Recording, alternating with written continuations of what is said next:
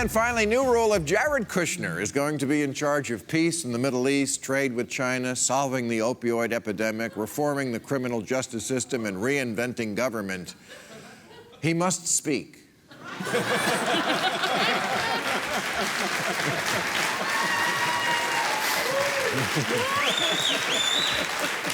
We're almost 6 months into the Trump administration, and we have yet to hear Boy Wonder talk. He doesn't even have to explain what he's got planned for all these departments where he's now Charles in charge. He just has to tell us one thing. How does a 36-year-old who's never worked in a job his daddy didn't buy become the second most powerful man in America, right behind Putin?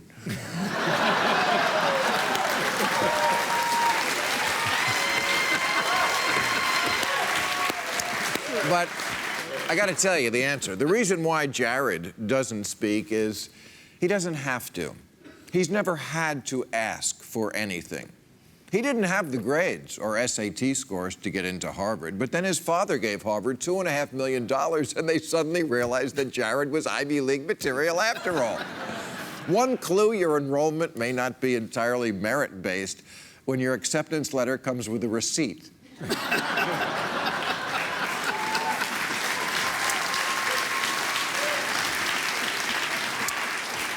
You know, people who come from money love to call the people who don't entitled. Oh, they're dead set against the underprivileged getting special consideration because that disincentivizes self-reliance, and it's not achieving through merit. Meritocracy is the last thing they want, because if we had that, they would stop winning. That's the other reason Jared doesn't talk. He's a fucking idiot. The first thing he did with his inherited wealth was buy a newspaper in 2006. You know, just as print media was taking off.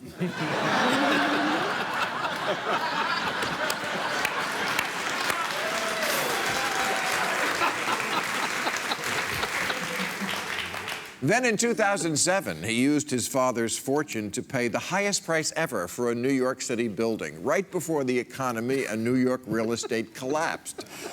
The secret to real estate is buy low, sell high. 4 words, and Jared got 2 of them wrong.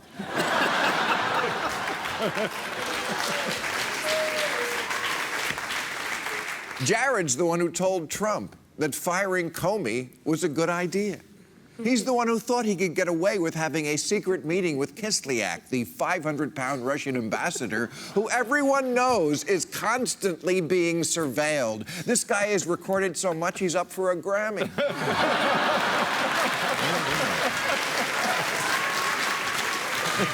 Okay, all right. I got a laugh out of him. The tragedy of the Trump voter is that they never learn to stop hating the underprivileged and start hating the overprivileged.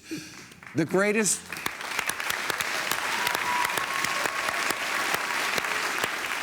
greatest con Republicans ever pulled off was convincing the working class that it was immigrant dreamers and single moms on food stamps who are blocking them from the American dream, when really it's undeserving schmucks like Jared who've sucked up all the wealth in this country.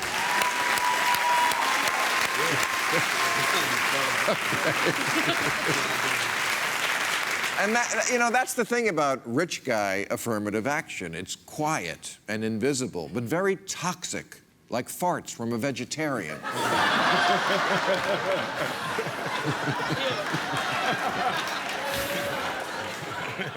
We have a Treasury Secretary now, Steve Mnuchin, also known as what men look like to strippers.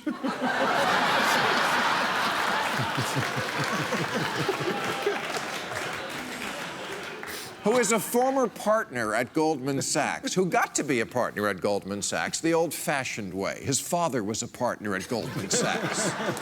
And this will shock you. Steve wants to get rid of the inheritance tax, which would mean half the members of Trump's cabinet would save their kids $1.5 billion when they die.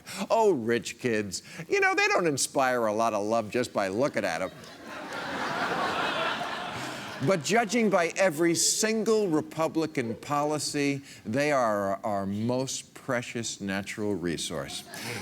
And those policies, like taking away your health care so millionaires can get a tax cut, couldn't happen without you, Trump voters. Without your help, dumb, rich ass clowns like Jared Kushner won't get any richer and may be sentenced to a life of being, it pains me to say it, slightly less obscenely wealthy. But it's not too late. You can help. Act now and call the number below and donate what you can to the RNC's.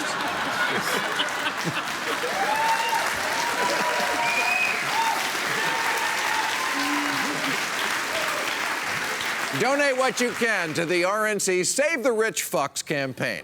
Call now at 1-800-373-FUCKS.